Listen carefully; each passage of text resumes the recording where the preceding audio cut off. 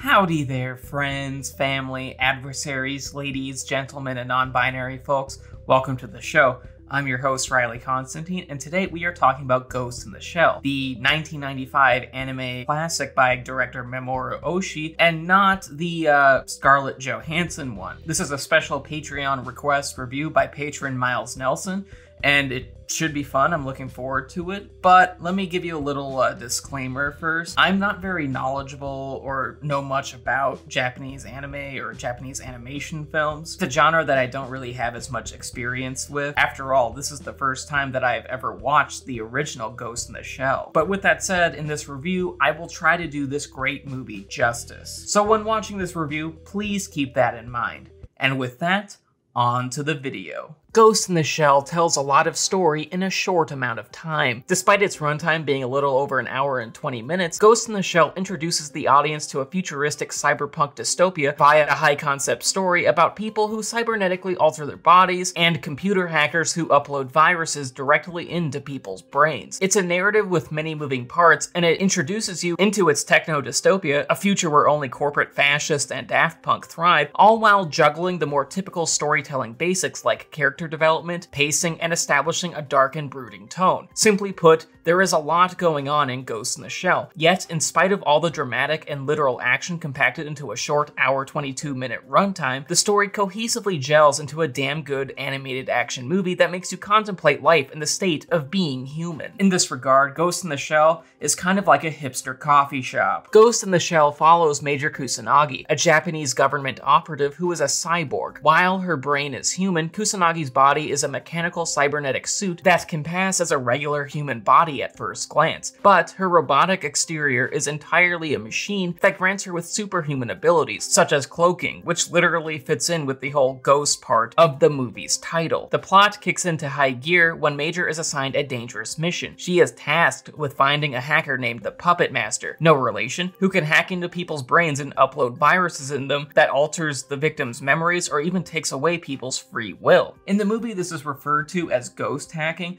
but if it were to happen in reality, it would be called "Get out of my head, Carl!" Ghost in the Shell's narrative is unpredictable in the best way. It takes a fair few twists and turns through thrilling, gorgeously animated action set pieces, all while pondering the meaning of being a conscious life form. And hell, even has some thoughtful subtext regarding gender identity, which is always a plus in my book. Whatever the case, everything that Ghost in the Shell does is as engaging as it is interesting. Though let's be clear, the more contemplative elements regarding the meaning of being human is especially resonant. Sure, pondering one's own humanity is a sci-fi trope that's been around longer than the wheel, sliced bread, and kiss, but not many stories commit to this trope as hard as Ghost in the Shell does. Major feels a distressing disconnect from her body, and the movie ties this narrative into themes about how you can still be human in this futuristic hellscape. And even beyond her, Ghost in the Shell fully dives into and explores both the frightening reality of this futuristic world and how the people living in it feel about their dystopic lives, as well as about themselves as people. And oftentimes, because this is a dark and moody movie, the characters are very dissatisfied with what they find. The movie's characters, and hell, the movie's themes and narrative structure itself, constantly posits the question of, is it our brains, bodies, or combination of both that makes us human? And this question is the heart of Ghost in the Shell. And it's all very fascinating, even if